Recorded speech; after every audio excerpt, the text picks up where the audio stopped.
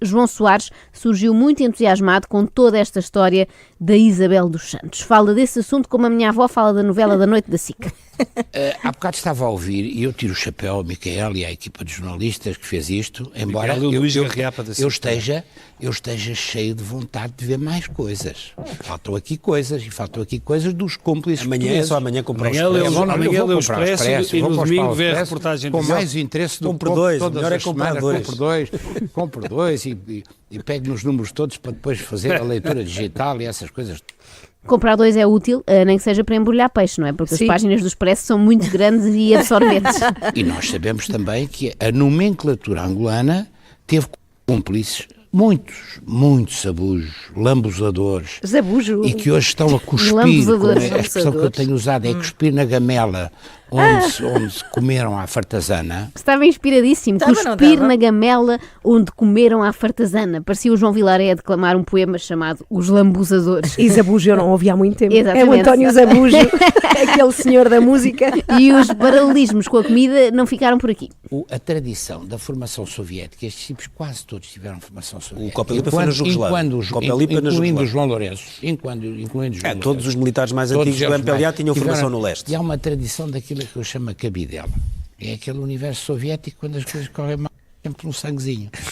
Nós fazemos o arroz de cabidelas, o arroz é de outro tipo. Aqui em Portugal, de facto, não é bem assim. Quando as coisas correm mal, fica tudo na mesma. É menos cabidela e mais águas de bacalhau. O João Soares aproveitou a sua presença nos estúdios da SIC para desmentir alegadas fake news sobre si. Enganou-se foi no programa, que aquilo não era o polígrafo. Eu não quero falar de mim, mas quer dizer, eu ainda hoje apanho nas redes sociais, e é interessantíssimo, e a mim não me incomoda nada, aquelas coisas que eu sou traficante de marfim, e que eu já meto os diamantes, mas tinha que ser marfim, que era para o avião cair. E que já o meu pai fazia, quer dizer, uma coisa, isto foi uma central de intoxicação.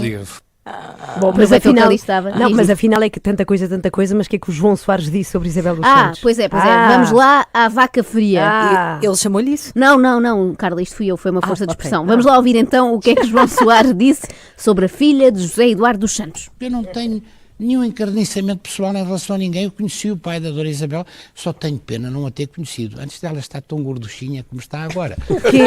Ela deve ter sido uma mulher bonita. O Nicolau, seguramente, como tem raízes angolanas e também andou ideologicamente ali próximo, é capaz de conhecer melhor. Agora, isto levanta tantas questões, nem sei por onde começar. Primeiro, para que é que João Soares queria conhecer Isabel dos Santos antes dela estar gorduchinha? Será que pensou que teria hipótese de um bonito romance com ela ou gostaria de ter tido um póster dela em biquíni no seu escritório? Segundo, porque é que Nicolau Santos acha tanta graça, não é? Que ele ri-se muito. Terceiro, quando João Soares diz ela deve ter sido uma mulher bonita, isso implica que todas as mulheres gorduchinhas não são bonitas, não é? Se fosse ele, eu tinha cuidado a dar na rua depois desta afirmação. É mais perigoso do que ser motorista da Vimeca na Amadora por estes dias. Eu sou tão pouco atenta àquilo que realmente importa que eu nem tinha reparado que Isabel dos Santos era gorducha. Vocês tinham notado? Não, na verdade. De facto, o índice de massa corporal não estava no topo da minha lista de defeitos que Isabel dos Santos deve corrigir. A não ser que o que está dentro da roupa sejam notas. Aí está bem. Não, é que eu não quero saber se ela dá facadas na dieta. Eu acho mais grave as facadas no erário público angolano e noutros sítios. Se come um bolo de arroz à tarde em vez de uma barrita, é muito diferente. A parte de impedir o povo angolano de engordar é que é um bocadinho mais chata, não é? Aqui em Portugal discute-se muitas vezes a necessidade de cortar as gorduras do Estado. Lá em Angola, a Isabel pôs as mãos na massa e tratou ela disso, não é? Já repararam que temos um historial de ministros da cultura muito pouco agradáveis e elogiosos para com as senhoras, não é? José Maria Carrilho, agora João Soares, Manuel Maria. João Soares, bom, pelo menos este último nunca bateu em ninguém. Houve só aquela vez em que ameaçou dar um par de bufetadas a 2 colunistas do Público, mas pelo menos ficou só pelas intenções. Claro que este comentário de João Soares gerou uma vaga de reações nas redes sociais, sobretudo de mulheres, não sei se gordas, se magras, mas gostei especialmente do tweet de Sofia Vala Rocha, vereadora do PSD em Lisboa, que disse o seguinte: João Soares fala da gorduchinha Isabel dos Santos. João Soares, esse portento de elegância, a epítome do homem magro e atlético, o homem de bela figura que inspira salões e faz as mulheres suspirarem. Quando é que homens feios que nem sapos aprendem a não comentar mulheres? Sofia, não faz muito sentido estar a criticar o João Soares por comentar a beleza alheia chamando-lhe feio, não é? Está a cair exatamente no mesmo erro. Até parece que se fosse lindo, o comentário sobre Isabel dos Santos já fazia sentido. Se fosse o George Clooney no Expresso da Meia-Noite a dizer que em empresária angolana estava carregada de celulite, tudo bem, não é? Já não havia problema. João Soares, assim, ninguém ouviu o que ele dizia. É verdade. Estávamos só espantados por ele estar a falar com o Ricardo Costa e o Bernardo Ferrão. João Soares foi atacado por homens e mulheres, mas eu quero aqui fazer de advogada do diabo. Isto pode ser tudo uma estratégia, sabendo que Isabel dos Santos esteve em Portugal no outro dia assim de fugida e se pôs a andar ainda antes dos procuradores angolano e português terminarem a sua reunião. Isto pode ser um chamariz para a fazer voltar aqui a Portugal e, quem sabe, prestar contas. É que toda a gente sabe que uma mulher não leva este tipo de desaforos para casa, não é? Isabel dos Santos é bem capaz de estar a enfiar-se neste momento num avião para vir cá confrontar João Soares, dando-lhe o tal par de bufetadas e desafiando. Diz lá isso outra vez, na minha cara. Estou gorda, é? Olha, eu nem sei como é que João Soares, eu fui confirmar, não sei como é que João Soares continua casado. É um mistério. É que, claramente, ele não sabe o que deve responder quando a mulher lhe pergunta: achas que estou mais gorda? Agora já aprendeu contigo, Joana. 8h22. Extremamente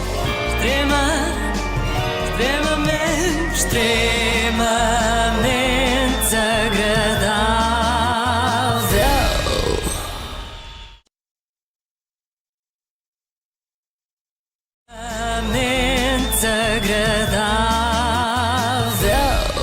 Ainda se lembram de quando as tramóias de Isabel dos Santos ocupavam uma boa fatia do nosso telejornal?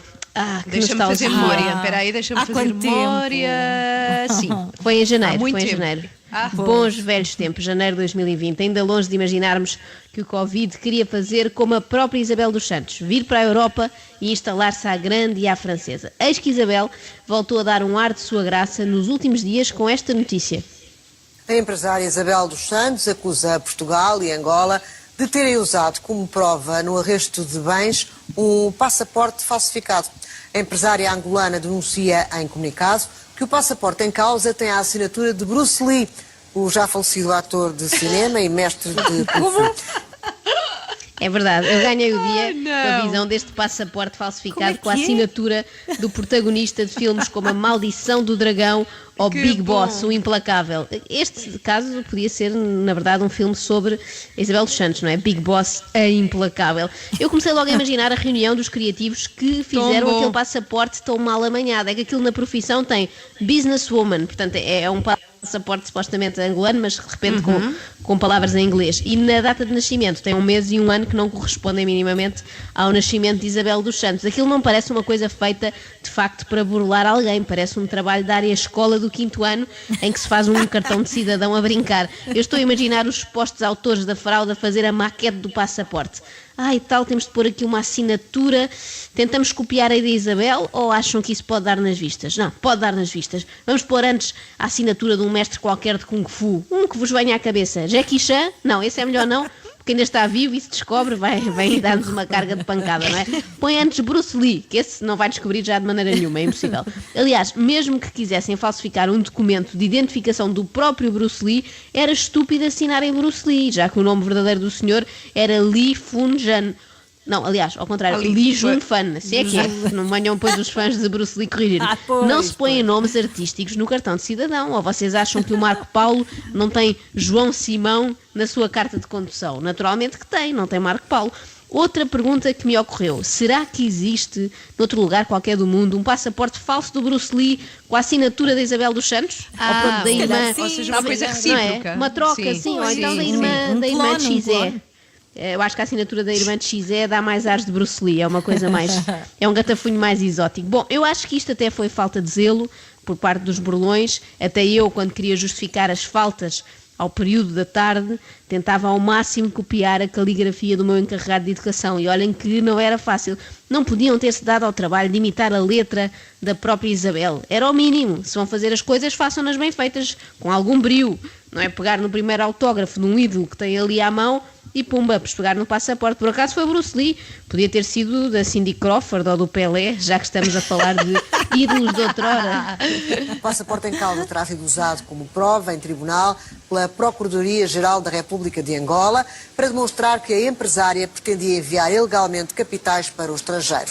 A filha mais velha do ex-presidente angolano apela à justiça portuguesa para reavaliar os arrestos. Isabel dos Santos diz que o arresto dos seus bens se baseou neste passaporte falso e num enredo rocambolesco que era Bruce Lee. Era Bruce Lee que ia roubar aquele, pois. Exatamente, que inclui uma bizarra troca de e-mails sobre um suposto negócio do Japão, onde um golpista que se fazia passar por um empresário do Médio Oriente, atuando em seu nome, teria usado um passaporte falso. Era este passaporte para engendrar um negócio fraudulento. Ora, não era a primeira vez que assistíamos a uma novela tão complicada, filmada em várias partes do mundo e protagonizada por Isabel dos Santos, recordemos. 4.200.000 serviram para pagar as consultoras.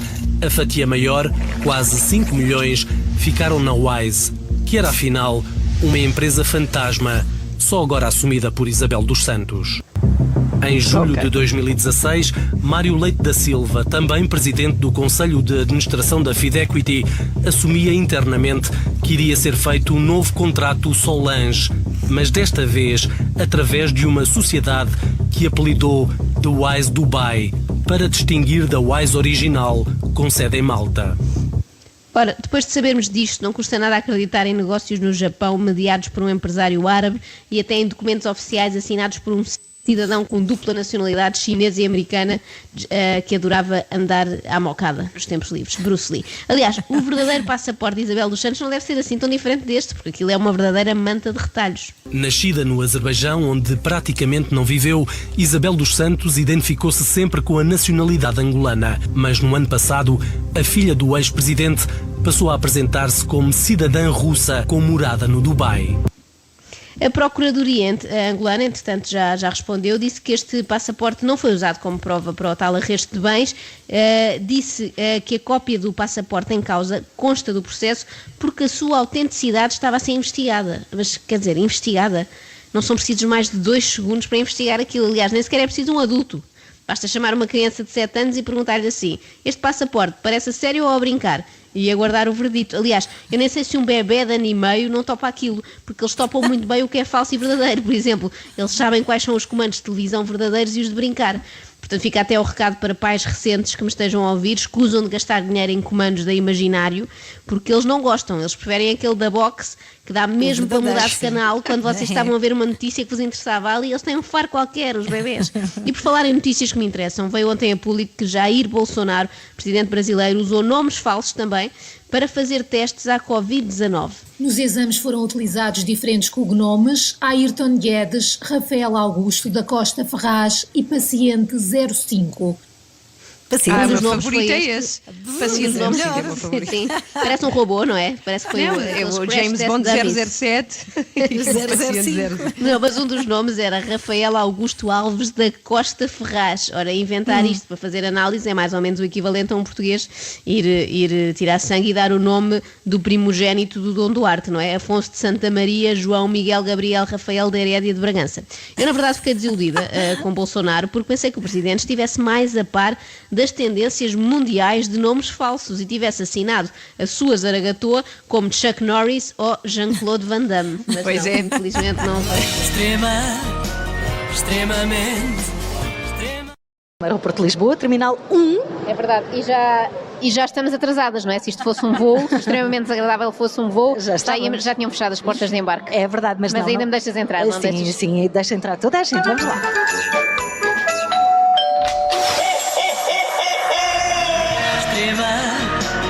Extremamente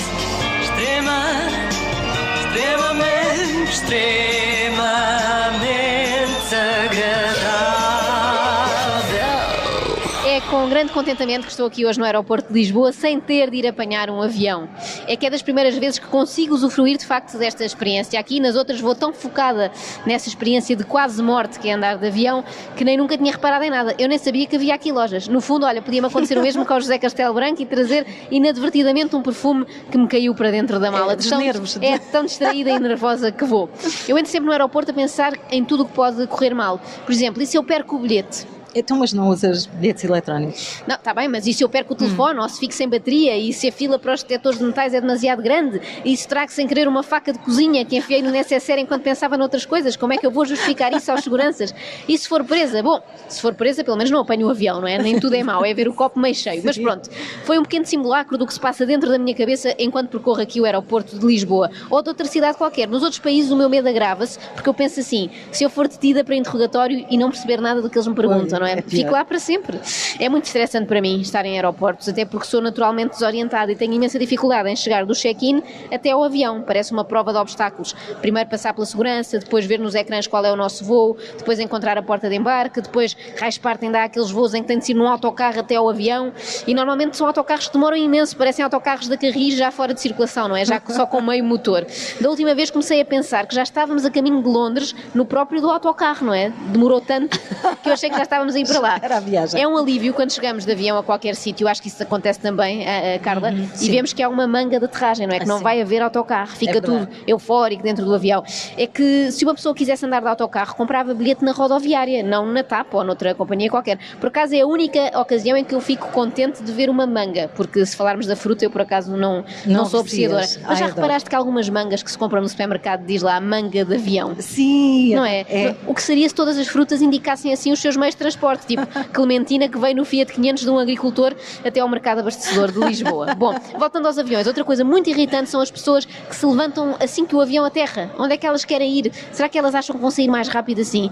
Só se o lugar delas fosse ejectável, não é? E elas saíssem pelo teto. E aquelas pessoas que batem palmas? Bem, eu dessas não posso falar porque já me transformei numa delas. É verdade. Quando viajo com o meu filho já o ponho a bater palminhas quando o avião aterra. É uma desculpa que eu arranjei, porque no fundo sou eu que quero aplaudir. De tão incrível que me parece sempre que um ser humano consegue aterrar uma bizarra de não sei quantas toneladas no solo, suavemente, como se fosse uma cegonha. Olha, uma daquelas cegonhas que sobrevoam um montijo, mortinhas por se enfiarem no motor de um avião, deixando-nos a nós mortinhos também, de certa forma. Pelo sim, pelo não, eu vou tentar voar sempre para Lisboa, que o ar aqui é tão poluído que não há passarada que resista. Antes de terminar, eu queria aproveitar a presença de alguns responsáveis da ANA, Aeroportos de Portugal, para deixar uma sugestão. Depois do aeroporto Cristiano Ronaldo, que tem corrido tão bem e atraído tantos turistas, por que não esquecer Humberto Delgado e dar a este aeroporto um novo nome? Deixa-me cá pensar o que é que poderia ser, tipo Aeroporto João Félix, não é? Também está na moda, já ganhou o Golden Boy, agora só lhe falta assim uma grande infraestrutura como esta e um busto lá fora feito por um escultor com problemas de motricidade fina, como aconteceu com o Cristiano Ronaldo. E já agora no Porto eu sugiro que retirem já imediatamente o nome Sá Carneiro, que é de resto uma péssima escolha, não é? Batizar um aeroporto com o nome de uma pessoa que morreu num acidente de avião deixa-me nervosíssima, e que alterem, deixa-me pensar, para aeroporto Shoya Nakajima, que assim, e como diria o Futre... Porquê? Porque se vem um melhor jogador chinês para aqui, vai vir charters todas as semanas de 400 ou 500 pessoas. É verdade, vai vir charters. Eu sei que o Nakajima é japonês, não é chinês, é um velho equívoco, não é? Que já vem do tempo do Arte e Companhia, mas não ia perder a oportunidade de ouvir uma vez mais o Paulo Futre a falar de voos charters. Ele sabe muito de aviação. Sabe. São 8h22. Desta semana do Extremamente Desagradável com Padaria Portuguesa e Knorr. Panaderia. La panaderia portuguesa.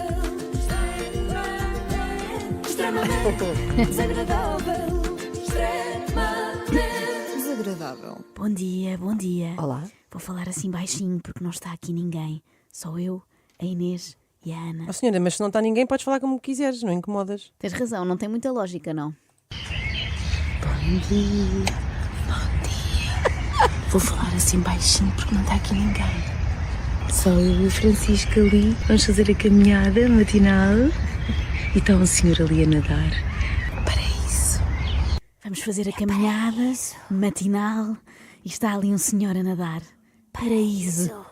Isto tem vibes de não tem nada de piroso aqui. Tantas. Mas na verdade tem tudo de piroso ali, porque é no Dubai, não é? Então, mas a pessoa que estávamos a ouvir é a Liliana Guiar. É sim, senhora. Gostavas de ter o mesmo estilo de vida que ela, não é? Bem sei. Poder estar de manhã na praia a sussurrar. Eu? Sim. Eu gostava. Não. Claro que querias, toda a gente quer, não disfarces. Portanto, como já perceberam, hoje vamos até ao Dubai. Não me apetecia nada, por acaso, porque deve estar muito calor. Mas dá para ir para a praia, então. Mas o mar nesta altura é tão quente que parece uma sopa. Tu disseste sopa! Excelente ponto para lembrar que com o cubo de caldo Knorr todos os pratos ficam mais perto da perfeição, seja arroz, seja sopa, seja o que for. Olha que isso vem mesmo a propósito, incrível como não foi nada metido a martelo. Já agora, como é que se chama um tipo que dá caldos muito fortes? Não sei. Chuck Norris. Fala que ela ri. Sim. Isso é que é preciso. É que se tu estiveres feliz, eu estou feliz. Exatamente. Vamos lá. Para pessoas como a Ana, que sonham ter o mesmo lifestyle que a Liliana Aguiar e o marido Francisco no Dubai. Mas eu não disse nada disso. Não precisas, eu vejo os teus olhinhos a brilhar e os da Inês também. E sinto os olhinhos das pessoas que nos ouvem aí desse lado. É natural, somos todos humanos. Todos desejávamos ter a vida destes dois.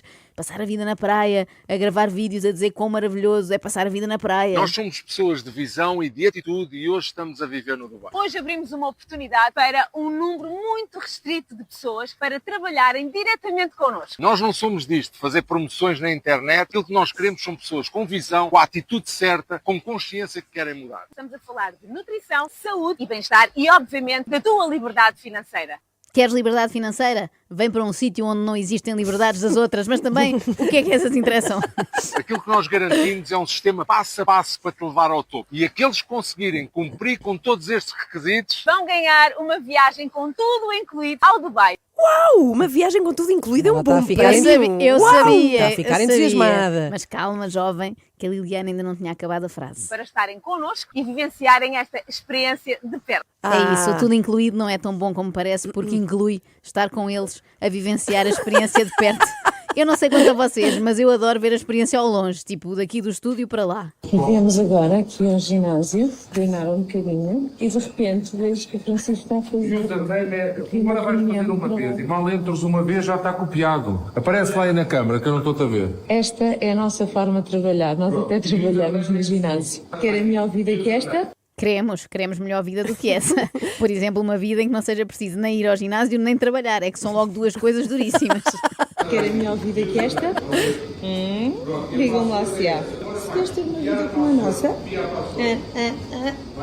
entra em contato comigo. Já repararam como é estranha esta premissa, não é? Gostas da minha vida? Queres ter uma igual? Como se fosse um casaco, não é? Entra em contato comigo.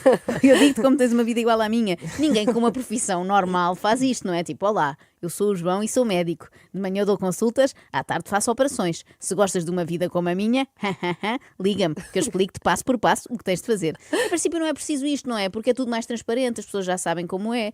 Embora aqui por acaso também estejamos a falar de um trabalho na área da saúde. Porque era aquela coisa daqueles adesivos X39, não é? Nós tínhamos chegado à conclusão que há uns tempos que a Liliana vendia suspensos. Acho que já não. É saudinha. Era verdade, era saúde também, mas ela agora juntou-se a outra empresa igualmente credenciada, claro. Esta empresa é maravilhosa, a Zinzina é simplesmente maravilhosa em todos os sentidos, nos produtos, na forma como trata todas as pessoas que trabalham na empresa, e eu fiquei espantada porque vir à Tailândia com tudo pago, obviamente que nós lutamos muito por este lugar, portanto atingimos os objetivos que nos foram pedidos, mas tudo pago, era hotel, era a comida.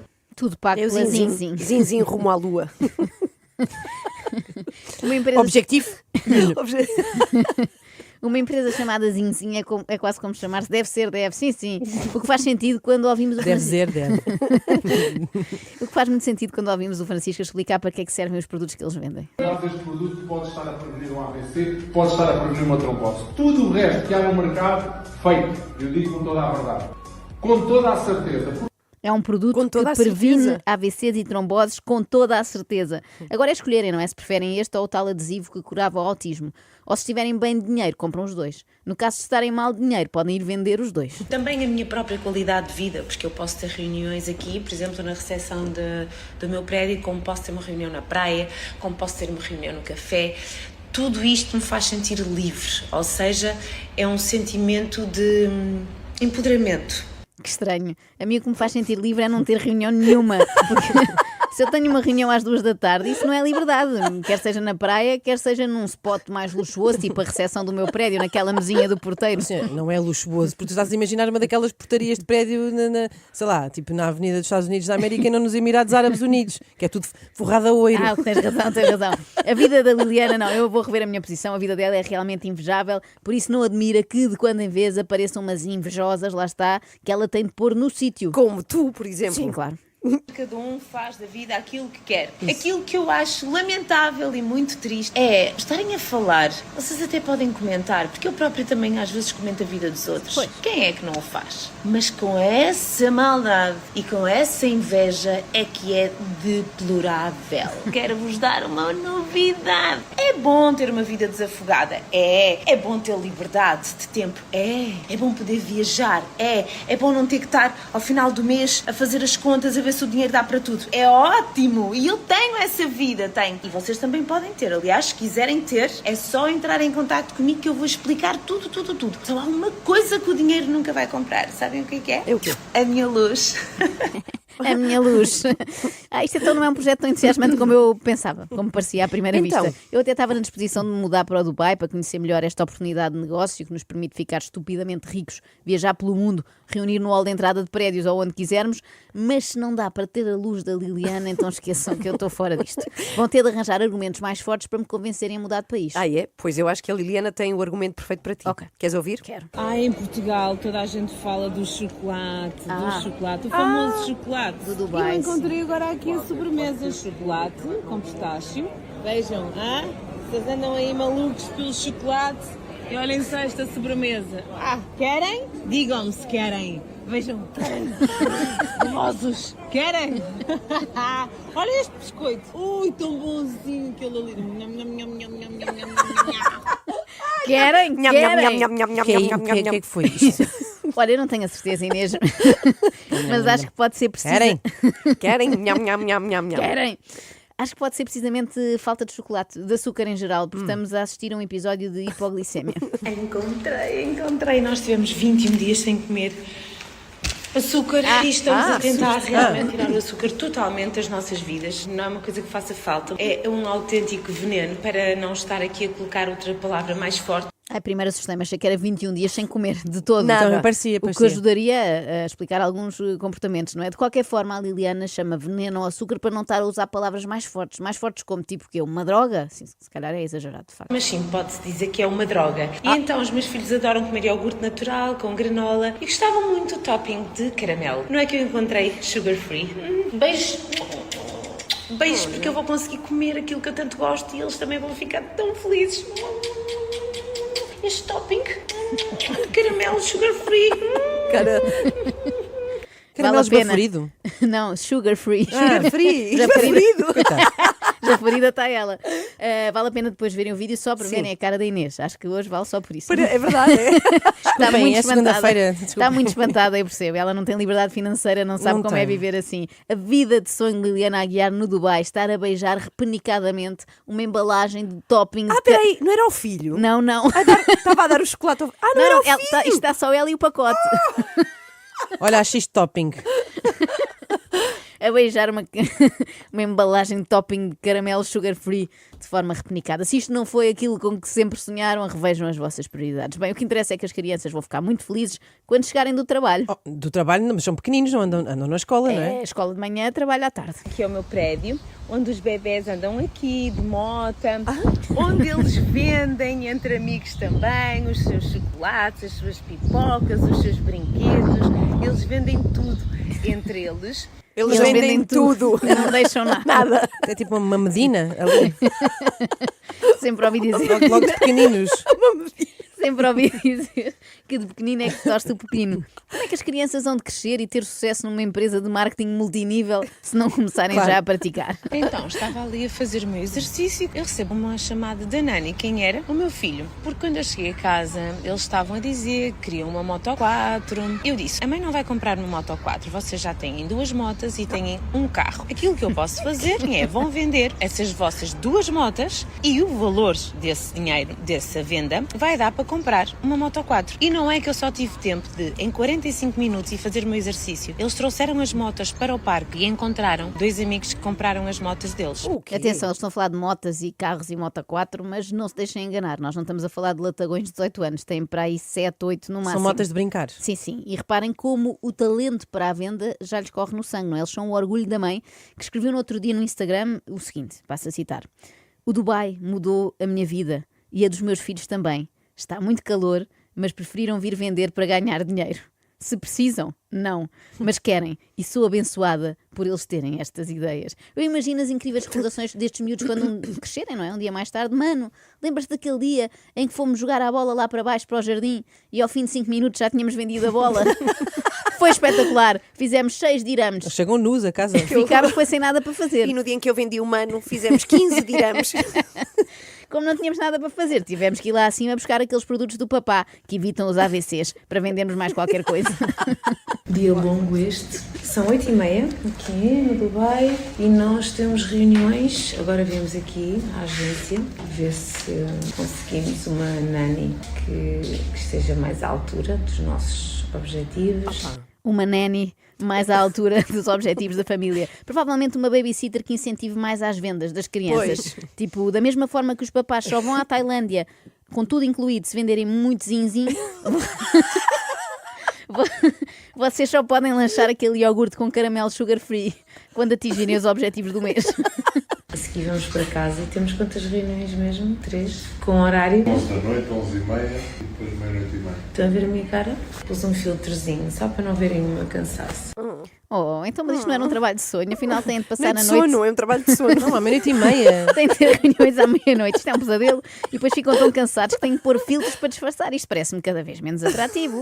Afinal, é uma vida tão chata como a de qualquer pessoa em Portugal. Portanto, o dia todo em reuniões e ao fim da tarde ainda ter que levar os miúdos ao futebol. Só que tudo isto com o triplo do calor. E acabou mais um treino. Isto agora é a nossa vida. Passamos 2 horas por dia aqui no estádio do Dubai, do Al Nassr, para os bebés, no fundo, jogarem, não é? Nunca se sabe o futuro. Nunca se sabe o futuro. Isto lembrou-me um outro momento do extremamente desagradável, Qual já é? há muitos anos, com outra protagonista, no caso a irmã da Luciana Abreu, que quero relembrar aqui, num momento a que tomei a liberdade de chamar... Extremamente vintage. Adorei. Vejam lá, se nunca se sabe o futuro, não sou igualzinha a isto. Eu até deixava, fazia força que a Leonce e a Liane desenhassem com lápis nos pés. Nunca se sabe o talento, não é? Claro. Temos muitas pessoas que desenham lindos postais com... Aquilo é o João Baião a morder-se todo. Não, é o Goxa, mas a bom. morder-se todo igual. Sim. É tal e qual, não é? Como nunca Pois se sabe é. o talento, a Liliana também pôs os filhos a fazer coisas com os pés. Eles de vendedores de pipocas agora viraram jogadores da bola. Está tudo bem, está a evoluir, está a evoluir. Portanto, aliás, acho que eles agora já não têm tempo a vender a pipoca. Com muita pena, o pessoal da Palme está super triste. Que pena, imagino. Sim. Perderam-se 2 brilhantes carreiras na área das vendas, mas pode ser que protagonizem uma venda daquelas tipo 100 milhões de euros para o Atlético de Madrid. Nunca se sabe o futuro. Enquanto isso não acontece, os pais têm de continuar a trabalhar. Agora, eu só não percebo uma coisa. Aliás, 2. Primeiro, se o trabalho na Zinzin dá assim tanto dinheiro, ou liberdade financeira, lá como se diz, porque é que é preciso acumular com outro emprego? Segunda questão, se aquilo deixa tanto tempo livre, por que não aproveitá-lo para tirar um curso de inglês? Let me show you the best luxury lifestyle on the Palm. Welcome to the Raffles Residence. Mas não posso rir, que eu falo inglês assim. Eu também, só não vendo é casas no Dubai, mas o resto sim. Agora, felizmente temos uma pessoa aqui que sabe falar inglês como deve ser. Sim. Mas eu estou indecisa, eu não sei se é de pedir ajuda à Inês, nossa tradutora, se a Ana, a nossa especialista em sensualidade. Se calhar vai uma de cada vez. Está bem, então vamos lá. Deixem-me mostrar-vos a melhor vida de luxo no A Palme. Bem-vindos a Raffles Residence. Imagine this is your lobby. And this is your big kitchen with everything what you need. Imaginem que isto é o vosso lobby. Isto é a vossa grande cozinha, com tudo o que precisa. Boa, boa. Everything is fully furnished with the best standard. This is a master bedroom, is massive with a glamorous view. All the materials are unique and high quality. Vai, Inês. Bom, tudo é totalmente mobilado com mais alto padrão. Isto é quarto principal. É gigante e com uma vista glamourosa. Todos os materiais são únicos e de alta qualidade. É tudo pinho maciço. Ela não disse parte. Pinho maciço. Pinho maciço. Disse, não, entusiasmei-me, desculpa. Fui eu que meti. Here you can watch your movie. You can relax and enjoy. Imagine this view only for you. So, if you are interested in this luxury lifestyle, please contact me. Aqui tu podes ver o teu filme, relaxar e aproveitar. Olha, convenciam-me se fosse um filme dobrado integralmente pela Liliana Aguiar. Desculpa. Deixa-me continuar. Imagina esta vista only for you. Só para ti. É para trabalhar ou não é para trabalhar? É. Bom, se queres investir neste estilo de vida luxuoso, contacta-me. A Liliana passa a vida a pedir que a contactem, não é? Pois Aqui é. o telefone deve andar sempre numa roda viva. Mas isto deve dar asa a muitas confusões. Uma pessoa liga-lhe a dizer que quer ter uma vida de luxo, luxury lifestyle, e ela não percebe se quer comprar um T3 ou vender produtos da Zinzin. Zinzin. Sim, estou. Sim. Zinzin. Ai. Com padaria portuguesa e Knorr, tira-te ao caldinho.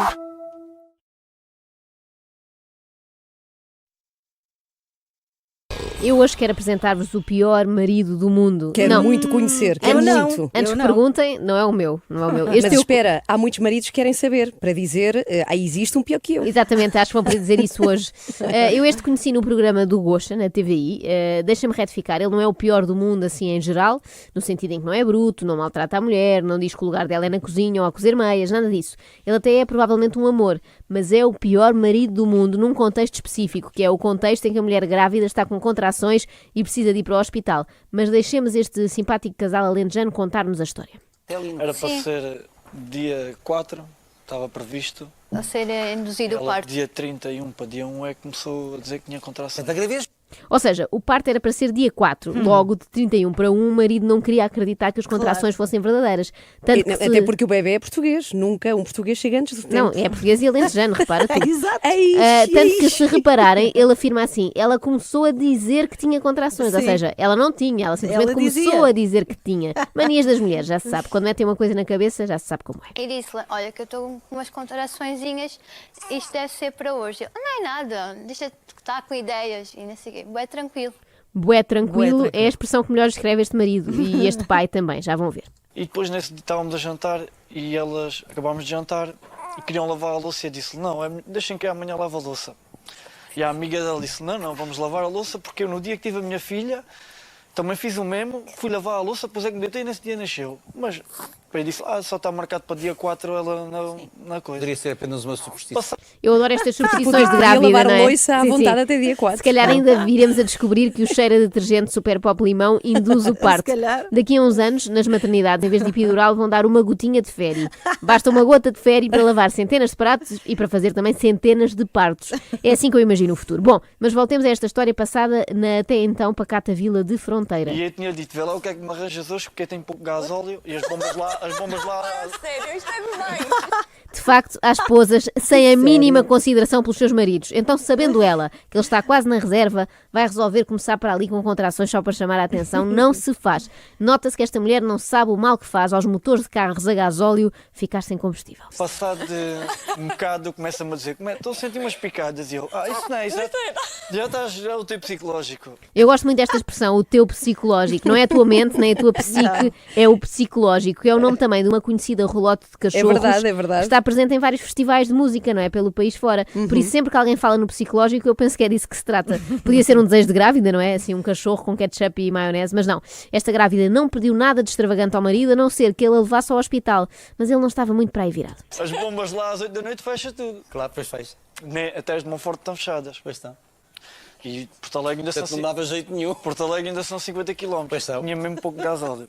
Há duas ocasiões em que é de extrema importância ter o depósito do carro abastecido. É quando o Pardal Henriques aparece na televisão a anunciar uma nova greve dos transportes, dos transportadores de matérias perigosas e quando mora com alguém que já está para lá das 34 semanas de gravidez, não é? Por favor, nunca deixem a gasolina acabar. E ela para trás e para a frente, estou a sentir umas dores. E eu, vai-te deitar, diz ele, estou a sentir umas dores.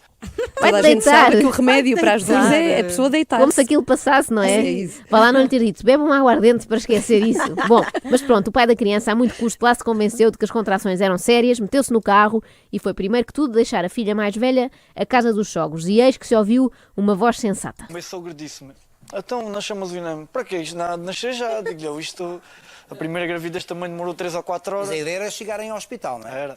Pois, bem observado por parte do sogro, o INEM à partida tem sempre gasóleo. Mas depois, como eu tinha pouco gasóleo, fui devagar, ia sempre a... não posso querer. Ia sempre a 60, 70, está a ver? Imaginem isto, senhoras que nos estão a ouvir e que já tiveram, vocês também são dessas senhoras, já tiveram contrações e já tiveram eventualmente uma pressa doida para ir para o hospital. Imaginem o vosso marido andar a 60 a hora. Não, é de enlouquecer. Isto parece uma anedota de alentejanos, mas daquelas mesmo más que já ninguém conta.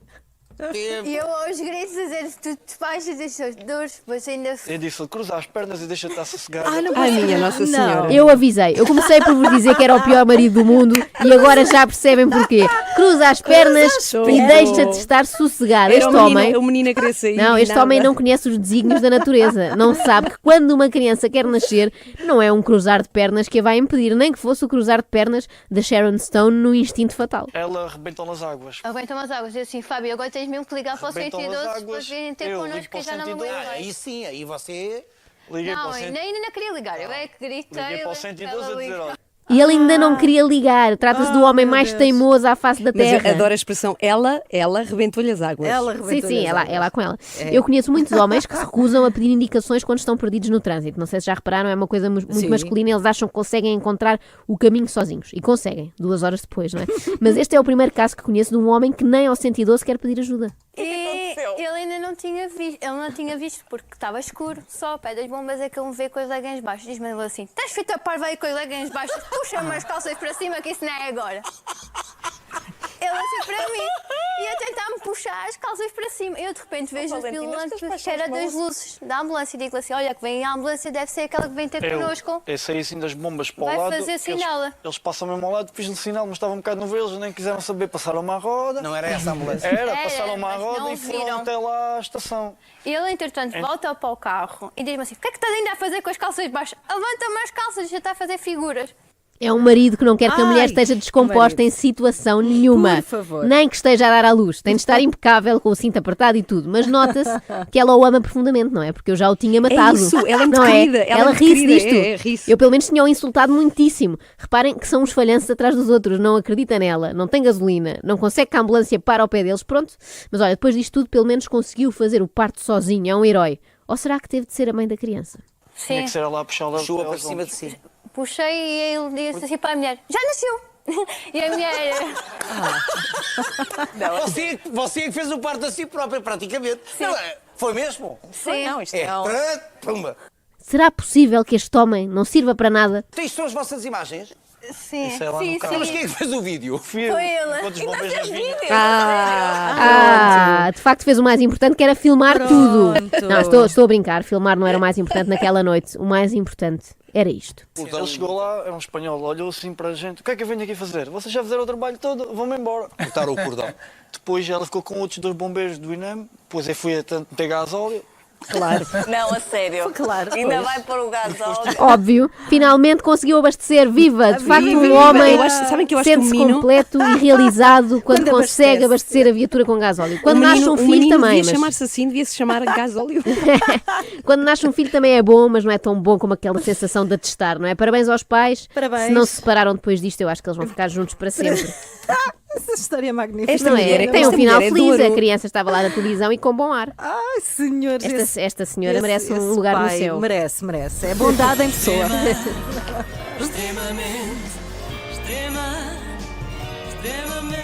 Extremamente agradável.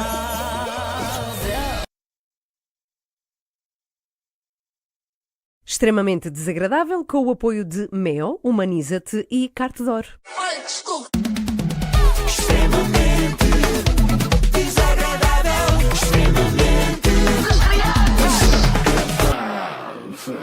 Larguem-me! Larga-me. E hoje, um acontecimento inédito. Gustavo Santos foi ao médico. Não posso acreditar. Calma, eu não me expliquei bem. Não foi uma consulta com um médico, foi ao podcast de um médico. Olha, recebemos aqui, desculpa interromper, mas recebemos aqui uma mensagem de um ouvinte que pergunta assim: tem-me apetecido comer gelado às 8h15 da manhã. Será normal? Mas nós agora temos um consultório para onde as pessoas enviam Joana, dúvidas. Colabora. Então eu vou responder. Se lhe apetece comer gelado de manhã e se esse gelado é carte d'or, é simplesmente sinal de que anda a ouvir extremamente desagradável. É um dos efeitos secundários descritos. E a vantagem é que pode comer um diferente a cada dia. Segunda-feira, caramelo salgado. Terça, morango e merengue. Quarta, carte d'or solero. Quinta, pistache. Sexta, que é dia de receber amigos, um carte d'or baunilha. Então e ao sábado, enquanto ouvem episódios repetidos? Convencida. Pode ser carte d'or tiramisu ou stracciatella. Não, é que há pessoas muito estranhas, há pessoas para tudo. E obrigado mesmo, muito obrigado, fundo do coração, por teres aceito este convite. Mas isto foi muito, isto agora o que eu vou dizer é um bocado egocêntrico, mas eu queria muito falar contigo. Acabamos aqui 4 horas na boa assim a falar. Acho que és uma pessoa muito interessante. Pá. Não, porque é egocêntrico ser sobre o Gustavo? Mas é para o seu bem, aquela pessoa queria cumprir no fundo aquele desejo. Eu compreendia melhor este interesse de um médico ouvir o Gustavo durante horas e horas se fosse um psiquiatra. Sendo o Dr. Rui Fernandes de Medicina Estética, não se percebe tão bem. Eu quero também agradecer-te este convite, sabes porquê, Rui? Uma coisa é o Manuel Pinto Coelho me convidar, nós somos amigos. Outra coisa é um médico ter a coragem de me convidar para eu estar aqui. Tem que haver espaço para podermos falar. Eu vi as tuas redes sociais, é um bocado agressivo o que eu vi lá, percebes? Que eu disse agressivo o quê? O que eu digo? Não, agressivo o que te dizem. O que me dizem. O que eu digo? Achas agressivo? Parte-te a boca. Não, agressivo o que dizem ao pobre do Gustavo, quando os vídeos dele são absolutamente inofensivos, tipo este. E depois de uma biópsia a um tumor, será que essas pessoas metastizaram? É outro assunto que eu gostava de levantar. Biópsia a um tumor é abrir uma caixa de Pandora para as células todas se espalharem pelo organismo. Então, malta, nós temos claramente que acordar.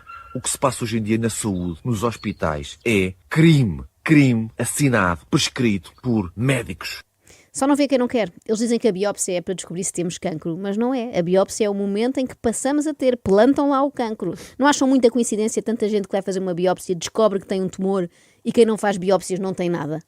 Mas há pessoas que fazem biópsias e não têm cancro. É para disfarçar, de vez em quando fazem uma assim que é para não dar nas vistas. Portanto, vamos começar a fabricar vacinas aqui aos 3 pontapés, passamos de 10 ou 12 a 70 hoje. Vês a população mais saudável? Eu não vejo. Deixa-me só terminar aqui. Sim. Nunca foi feito um teste duplo cego sobre uma comunidade, uma amostra de crianças, por exemplo, que foram totalmente vacinadas e uma amostra de crianças que levaram um placebo, que é uma solução, como tu sabes, salina, que não tem impacto nenhum na saúde. E depois se esperou 5 ou 10 anos para ver quem é que era realmente saudável. Então, difícil.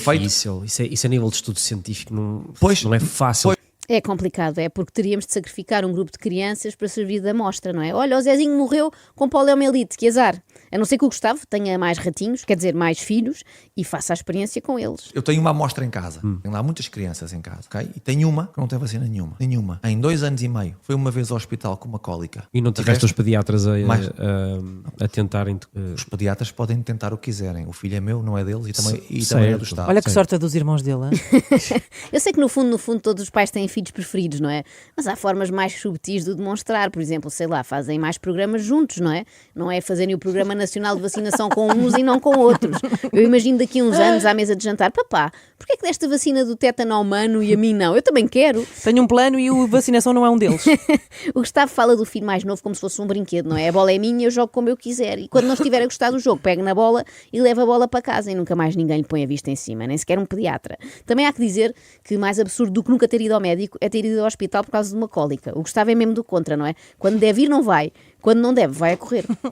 Mas o meu filho também não vai a consultas periódicas ao pediatra, 2 anos, não precisa. Brinca, come, dorme, está ótimo. Simples como isto. Simples, brinca, come, dorme, siga. Isso da pediatria é mais uma invenção da indústria farmacêutica. Da mesma forma que criaram as biópsias para nos encherem de cancro, arranjaram esta patranha dos pediatras para venderem mais supositórios. Super saudável, muito mais saudável que todos os outros. Que levaram várias bombadas, porque eu não estava acordado ainda. Eles tinham bronquiolites e alergias a isto e aquilo e àquele outro. E aqui não aconteceu. Aqui, neste puto, 2 anos e meio. Ele fala mesmo do miúdo como se fosse um objeto. Aqui nisto aqui não aconteceu. Os outros levaram bombadas porque o pai ainda não estava acordado. São o oposto dos meus filhos, que fazem as neiras de manhã quando nós ainda estamos a dormir. Ainda ontem partiram um vaso. Já os filhos do Gustavo vacinaram-se contra a meningite enquanto o pai dormia. Espertos. Se eu for um pediatra e puder ser assim, olha, está na altura de levar o reforço da vacina do tétano, por exemplo, ok? Que é uma vacina muito puxada para cima. Tem que se dar. Eu tenho que perguntar ao médico: doutor, você sabe a composição da vacina do tétano? Ele não sabe. Ele não sabe, não estou. A vacina do tétano entre outras coisas, tem alumínio, mercúrio, formol. Eu vou-lhe perguntar assim, doutor, diga-me só uma coisa, que forma é que o alumínio pode beneficiar a saúde do meu filho? Não há resposta. E o formol? O formol não é para mortos, doutor, que o meu filho está vivo. É uma conversa formol. Eu levei o reforço a semana passada e também estou aqui a sentir o alumínio todo. Já tinha notado. Se eu fosse ao doutor, respondia: o seu filho está vivo por enquanto, mas como não sou, não vou responder. Então, o formol não é para os mortos, o meu filho está vivo, isso não faz sentido nenhum. E o alumínio não é para embrulhar santos para levar para a praia, o meu filho não é um pão de leite. Olha, e por falar em praia. É fundamental hoje em dia, para termos um sistema imunitário forte, apanhar sol. Também há uma campanha contra o sol. O sol agora é inimigo. Mas há uns anos atrás, curavam-se pessoas ao sol, em sanatórios. Punham-se as pessoas em pontões para apanhar sol. Porque o sol cura. O sol é o médico do céu. Claramente. É o médico do céu. Eu acho que ele devia estar ao sol e devia dar-lhe um cigarro. Também. Há uns anos também era fixe. Claramente um tratamento que já não funciona porque o Gustavo apanha imenso sol, como se vê, e não está a apresentar melhoras. Pelo contrário, dá a ideia que pode ter apanhado até sol a mais. Se calhar é melhor o homem da terra, como ele se chama, não é? Esquecer o médico do céu e começar a ir aos médicos terrenos. Passo o verão inteiro, obviamente, sem pôr uma gota de protetor solar. Não entra aqui nada. No meu corpo só toca óleo de coco. É o mesmo óleo com que eu cozinho. Na minha pele só entra óleo de coco. Não me vejo com escaldão, vejo-me aliás com um ar super saudável. E aqui não entra protetor solar nenhum. Basta as pessoas lerem do que é feito um protetor solar. Depois vem o sol e estrela as pessoas. Estrela do céu. Não entra aqui nada. Em alguns casos escalfa mesmo. Nem um dente de alho. Nem alhos, nem isto. Estou a brincar. Um dente de alho se calhar entra porque é um medicamento natural, não é algo que o médico do céu prescreveria. Barre-se todo com óleo de coco e enfia um dente de alho no... Bom, eu não sei se faz muito sentido usar o mesmo óleo para a confecção de alimentos e para ir para a praia, mas pelo menos poupa-se dinheiro. Olha, se em vez de gastar em protetor fator 50, usássemos azeite de gala, era 2 em 1, servia para refogar e depois para nos estrelar. Para mim é imprescindível, na hora do pico, meio-dia 1, estar ao sol 20 minutos, 25 minutos, sem nada. Só para receber os raios UVB, pois a vitamina D faz com que o cálcio, que é o rei dos minerais, dispare e faz com que eu tenha bons ossos, um cérebro equilibradíssimo. Equilibradíssimo. Ele realmente bem diz que é muito engraçado. Eu aposto que ele contou esta do cérebro equilibradíssimo no restaurante. Qual restaurante? Onde eles foram antes desta entrevista. Nós fomos a um restaurante, viste como é que eu tratei as pessoas do restaurante? Não houve uma que não se tivesse rido comigo. Houve uma que não se tivesse rido com ele, eu percebo, é irresistível. Ele deve ter contado aquela do em mim não entra nada. Conta lá outra vez, Gustavo. Em mim não entra nada. Tem que me perseguir e não pode vir só um atrás de mim, tem que vir mais. Em mim, só se me algemarem, me prenderem e puserem aqui a agulha. Porque aqui não entra nada. Nos meus filhos, no que depender de mim, não entra nada. Se eles quiserem, em algum momento da vida deles, são livres.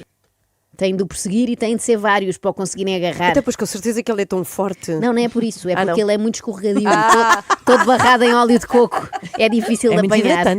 A maioria dos miúdos deseja chegar aos 18 para poder finalmente fazer uma tatuagem, não é? Contra a vontade dos pais. Os filhos do Gustavo sonham com a maioridade para poderem fazer a vacina do sarampo. Mas atenção, quando ele diz que no seu corpo não entra nada, é mesmo nada, nem o cancro se atreve. Meu avô paterno morreu com cancro. Meu pai morreu com cancro. Eu, pela linhagem genética, digamos assim, sou o próximo. Eu tenho praticamente a certeza que não terei cancro. Portanto, não vou morrer daí de ser absoluta.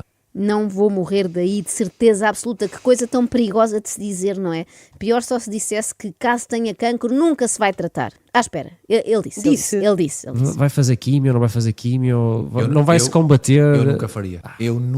Eu não faço de certeza. Eu não acredito em nada. Aliás, eu digo isto a várias pessoas. Eu conheci três que morreram com cancro, mas morreram de quimioterapia. Morreram com cancro, mas morreram de quimioterapia. Três. Eu não faria. Mas ele repete muito a mesma ideia, que é para parecer mais convicto, não é? Eu não faria. Conheço três. De repente parece que são 9, não é? Morreram de quimioterapia. Eu, por acaso, também conheço uma pessoa que morreu de manobras de reanimação cardiopulmonar. Porquê é que lhe estavam a fazer a reanimação? Porque, de facto, tinha tido uma paragem cardíaca. Mas o que é facto é que morreu depois de lhe estarem ali a carregar no tórax. Ninguém me tira da ideia que foi disso. E tenho a certeza que o Gustavo concorda. A quimioterapia, isto é um bocado bruto o que eu te vou dizer, mas isto é o que eu acredito, ok? Para mim, a quimioterapia é o resultado de reuniões entre a indústria farmacêutica e alguns médicos, cujo objetivo é saber como é que a gente ainda consegue sacar dinheiro a esta pessoa. Esta é a minha visão sobre a quimioterapia. É isto. Portanto, eu não estou de acordo, nunca faria, mas quem faz e quem está a fazer, por mim, se isso for uma verdade para a pessoa, está tudo bem, grandes amigos, bora lá, está tudo bem. Vá lá, o Gustavo não leva a mal que façam, ele é muito compreensivo. Outros, no lugar dele, seriam intolerantes e diriam, se fazes quimioterapia não fales mais comigo. Mas o Gustavo respeita as decisões dos outros, ele é muito humano. Posso fazer por A mais B tudo o que seja o mais saudável, e amanhã acordo mal disposto, e é-me diagnosticado um linfoma. De onde é que raio é isto? Eu tenho uma explicação para ti. Posso explicar? A maior causa de morte no mundo é a falta de amor próprio. Se tu não te amares, se tu não te respeitares, é só toxicidade. Ok. E todas as doenças vêm daí. Então vamos partir do princípio que essa pessoa também se ama. Boa, então dificilmente terá problemas de saúde. Eu vou dar um exemplo, eu tenho um exemplo na família, exatamente desta forma, eu tive um linfoma. Temos que partir para outras questões. Foi um acaso? Era vacinado? Cá está, vai tudo dar aqui. Os filhos mais velhos tiveram bronquiolites, foi da vacina. O familiar aqui do Dr. Rui teve um linfoma, quantas vacinas levou? Usou um dote nos anos 90? Vamos lá investigar isso. Não há coincidências, mesmo quando dizem que alguém morreu de causas naturais, é falso. Vão lá ver se 99% dessas pessoas não tinham levado vacinas. E depois querem convencer-me que as vacinas não matam. Consideras-te uma pessoa fria? Fria? Fria. Não, mas esquece. Sou um gajo de abraços, de afeto. Sou um gajo que dá incondicional. Se eu te der alguma coisa, mas não nunca leva. esperes que um dia te diga, olha... O retorno da cena, nunca, mano. a moeda. Sou um homem extremamente afetivo, de toque mesmo. Toque de emoção à flor da pele. Outro dia fui ao cinema e comecei a chorar, meu, com um filme de Fórmula 1, caraças. Portanto... Do Brad Pitt. Sim, e do Javier. Conhecemos há umas horas e dá para perceber que vives muito aquilo em que acreditas. Acho que é algo positivo, não é? É algo positivo. Menos de toque retal. Porque ali não entra nada. Em cancro da próstata. E porque no seu organismo não entra nada, nem um dedo. Bem, é algo positivo ou esta coisa de acreditar muito, ou algo descrito nos manuais como delírio. Também pode ser isso. É pena Gustavo Santos não se aproximar de nenhum médico, tirando aqui o Dr. Rui e o Dr. Pinto Coelho, porque era interessante estudar como é que um surto psicótico pode durar tantos anos, não é? Uma coisa é certa, Gustavo garante que quem tem amor próprio não adoece. E nesse sentido ele está a fazer tudo o que pode para prevenir qualquer maleita. Quando eu percebo que sou bom numa coisa e começam a ouvir inputs de fora, a dizer que sou muito bom, o ego depois disparou de uma forma até um pouco descontrolada lá para cima. Mas sempre boa pessoa. Fui sempre e sou muito boa pessoa. Muito boa pessoa. Sou muito boa pessoa. Muito. Ser pessoa. muito boa pessoa é mais ou menos como estar muito bem conservado. Tem mais valor quando são os outros a notar, não é? Olha, mas ele que, e temos que dizer isto, está muito bem conservado. Interessa. Por acaso Ana. está. Não, pois está. E sabes porquê, Ana? Eu vou-te dizer. Porque os pais dele ainda eram daqueles assassinos que injetavam as crianças com formol. Está explicado. Ali a conservar, como a cabeça do Diogo Alves. Extrema. Com Cartedor e Mel, liga-te melhor no regresso às aulas, com oferta de 1 ano de inteligência artificial Perplexity Pro. Vamos lá com o FNAC e Dácia. Extremamente desagradável. Extremamente desagradável. Na semana passada passaram por aqui figuras que pertencem à galeria de notáveis do Extremamente Desagradável e hoje recebemos mais uma. É o chamado Brincando aos Clássicos. Entretanto, nos últimos dias falámos aqui várias vezes do Dacia Duster, mas teria feito mais sentido falar, se calhar, do Dacia Jogger. Que é porque é o ideal para transportar... Pois, é aquele grande ideal para transportar famílias numerosas. Sim, tinha dado muito jeito para darmos boleia à família da Fanny e também à família TVI, não é? Claro. Bom, mas mais vale tarde do que nunca e esta semana estamos ao volante de um Jogger para o que der e vier. É isso, e o Dacia Jogger é um SUV que pode ter desde 2 até 7 lugares e tem uma bagageira de fazer inveja. E são 7 lugares a sério, hein? Ou então é daqueles que são pequenitos para a Joana? Não. São 7 lugares válidos. 7 bons lugares, 7 lugares a sério. Daqueles que até dão para o meninão da Joana. Olá, minhas purpurinadas, como é que vocês estão? O que é isto, Joana? Olá, meus purpurinados, como é que vocês estão? Eu tenho-vos a dizer que a minha convidada de hoje, não há ninguém em Portugal que quando se diz o nome dela não saiba quem é. Ela tem 1,5 milhão de seguidores e dos muitos comentários que existem no Instagram dela, para mim há um que diz muito sobre aquilo que ela transmite. No meio desta cena de influencer, tu destacas com a tua humildade, com a tua forma de ser tão verdadeira e tão única. Já temos algumas pistas? Sim. Ora, vou recapitular. É uma mulher, não há ninguém em Portugal que não a conheça, tem 1,5 milhão de seguidores e destaca-se pela sua humildade. Quem será? Dolores Aveiro? Não, disparate. A Dona Dolores tem 4 milhões de seguidores no Instagram, se não sabia. Tu deixaste levar pela humildade, não foi? Tu viste na televisão a deliciar-se com aquele pernil do Pingo Doce e depois foi isso. Em que tu perguntas que humilde. assim, pode repetir? Pode repetir, ela, claro. Pois, a humildade, creio que aqui a Sofia Vasconcelos nos induziu em erro com esta pista da humildade. Eu acho que vocês não chegam lá, é um bocadinho difícil. Bem-vinda, Rita Pereira. Obrigada. Uau, de facto humilde não era assim a primeira bola a sair do saco se isto fosse um jogo para adjetivar a Rita Pereira Pereira, mas temos que sublinhar aqui este momento histórico a que vamos assistir. Rita Pereira foi a um podcast. Não parece histórico, o que é que tem isso? É que ela nunca vai. Ela abriu uma exceção, uma honrosa exceção para o podcast Sem Purpurinas. Tiveste a disponibilidade de vir até aqui. Pai a 2 podcasts na vida. Obrigada! 2 ou 3. Eu adoro podcasts porque para mim são mesmo uma conversa. São uma conversa. Só que, como acontece, há sempre consequências dos podcasts das coisas que eu digo. Sim. Às vezes eu penso, não me apetece. Não me apetece estar com aquela pessoa e estar naquele podcast. Eu gosto mesmo de podcast. Aliás, eu adorava ter um programa de podcast. Só que, às vezes, não me apetece passar pelas consequências do podcast. Do que é que vem a seguir? Sim, é porque só sabes isso. que vai haver muitas notícias E hoje acordei, pronto, vou ao podcast da Sofia. Já disseste há algumas semanas.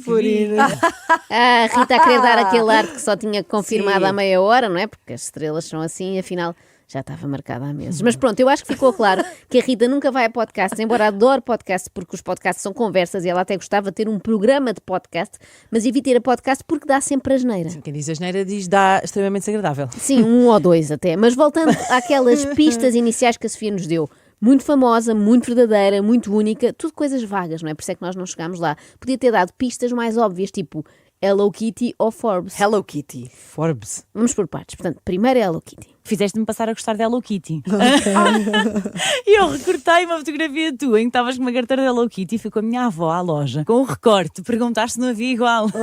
Tão querida. E ainda hoje lembro-me daquilo e associo a ti. É muito engraçado. Muita gente associa. Tinha o carro, tinha tudo. Quando apareceu em Portugal e quando me foi feita a proposta, acho que não há uma pessoa que não liga a Hello Kitty. Completamente. Não há uma pessoa que não liga a Hello Kitty a mim. Portanto, em poucos minutos do Sem Purpurinas... Agora que já passaram tantos anos é Hello Cota. Já não é Kitty. Hello Cota. Eu vi logo aquele brilho no olhar de quem já está desejado. Em poucos minutos do Sem Purpurinas já ficámos a saber que não há ninguém em Portugal que não saiba quem é a Rita Pereira. 2 desses 10 milhões de pessoas, 100% associa a Hello Kitty à Rita Pereira. Mas para alguém de fora que nos esteja a ouvir e que não esteja a par disto, Rita Pereira explica que parceria foi essa que a ligou à Hello Kitty quando era mais nova. Teres a possibilidade de teres tudo. Eu entrava num armazém. A sério? Do tamanho do estúdio da Plural e diziam-me, leva tudo o que tu quiseres. Um armazém. Tradutora, por favor, para os nossos ouvintes estrangeiros então entenderem. Muito bem. Having the possibility of having everything, I went into a warehouse the size of a Plural studio and they told me, take whatever you want. Whatever you want. Era do tamanho do estúdio da Plural, mas a questão é, isso dá quantos colombos? Sim. É que, se bem se lembram, costumava ser essa a unidade de medida da Rita Pereira. Pelo menos usou-a para o lounge do aeroporto do Dubai. O lounge da Emirates, o aeroporto do Dubai. Isso é 10 vezes o colombo. Mas pronto, vamos imaginar que o armazém repleto de produtos da Hello Kitty era do tamanho da H&M do Colombo, que já é bem bom. Já é jeitoso. Eu acho natural que a pequena Rita se tenha deslumbrado, não é? Quem não? Pois. Eu cá já ficava encantada quando ia com a minha mãe. Há sempre em festa nas Amoreiras. Sempre em festa, com o teu nome. Tojos, e dizia lá... Exatamente. As minhas... E podia escolher os tojos plastificados que eu quisesse, com bolinhas, quanto mais um armazém da Hello Kitty com escolha limitada. Percebo. Então, mas que idade é que tinha a Rita Pereira nesta altura? Não sei, para se fascinar com isto devia ter 10, 11. Com 22 anos ou 23 foi quando aquilo aconteceu. E como é que foi para ti nessa altura viveres isso? Era, afinal, aquilo que aparece em Hollywood acontece mesmo, aquilo que se conta em Hollywood. Agora és famoso, agora podes ter tudo. Agora, então, 21 anos, 22 anos, eu vivia aquilo de uma maneira completamente diferente. Por acaso nunca imaginei a opulência de Hollywood assim, não é? Nestes termos, podes ter todos os peluches que quiseres, não é? Normalmente vê essas estrelas é uma vida de cinema... de pelucho. Desculpa. Normalmente vê-se as estrelas de cinema americano a sair de limusines, não é? Nós já ficamos muito espantados. O que não sabemos é que essas limusines estão todas recheadas de Hello Kitties.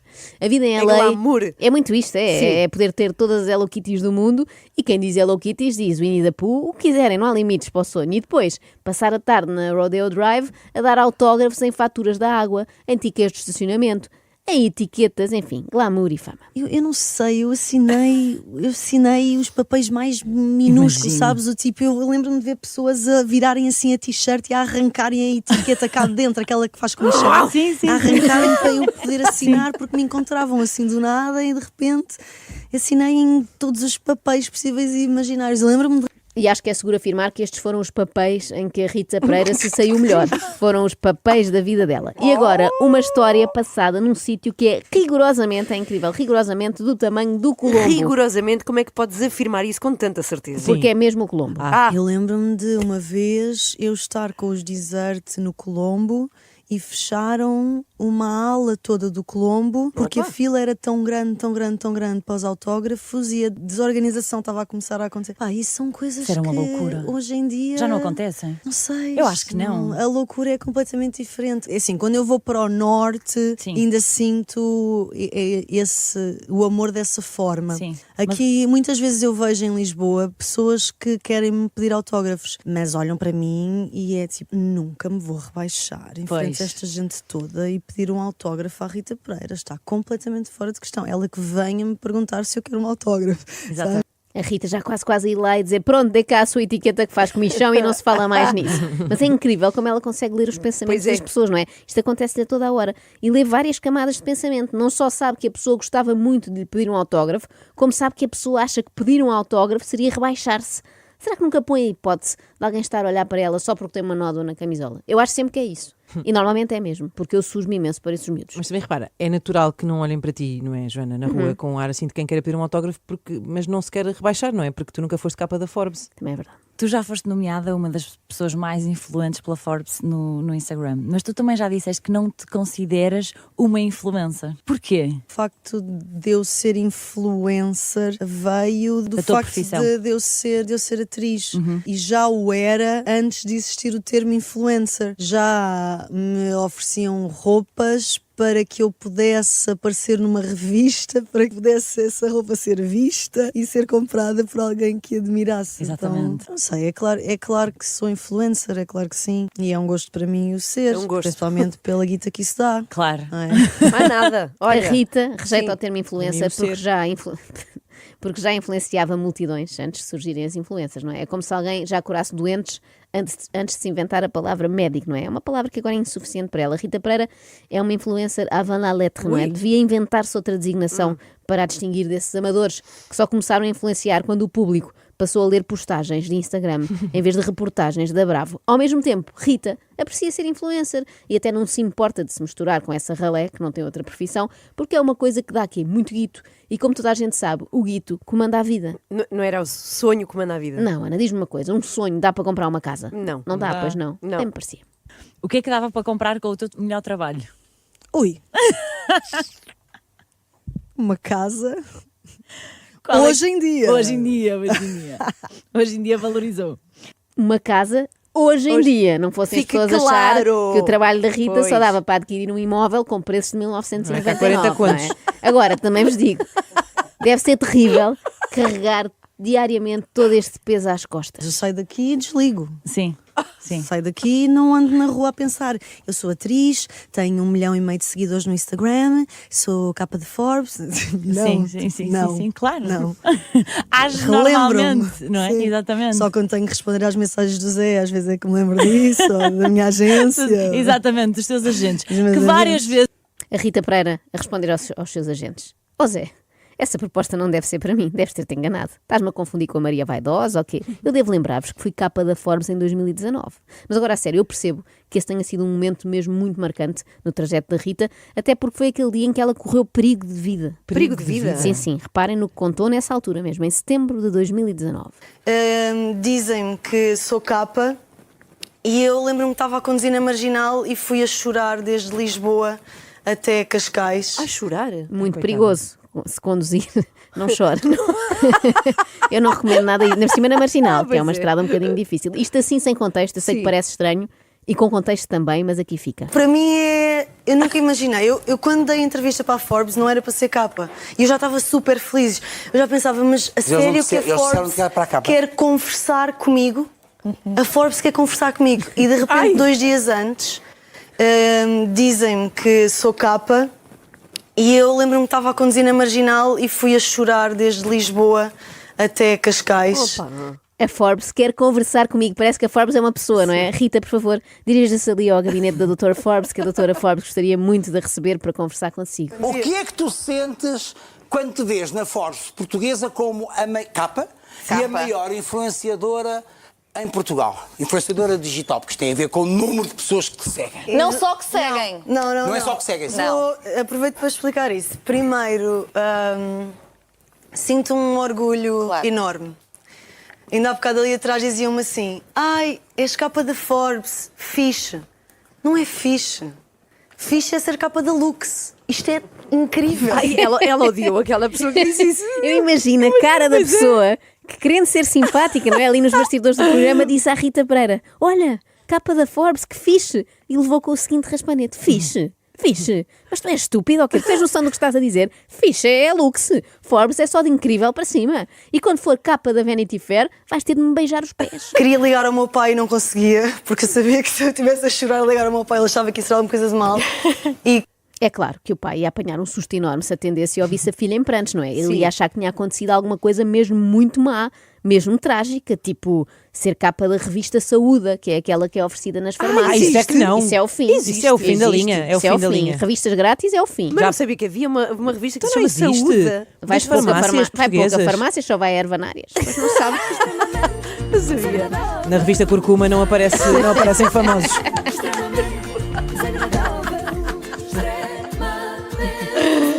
A edição francesa é Curcuma. Notre-Dame. Com Fnac e Dacia, extremamente desagradável. Fnac e Dacia, criada para usar todos os dias por muitos anos.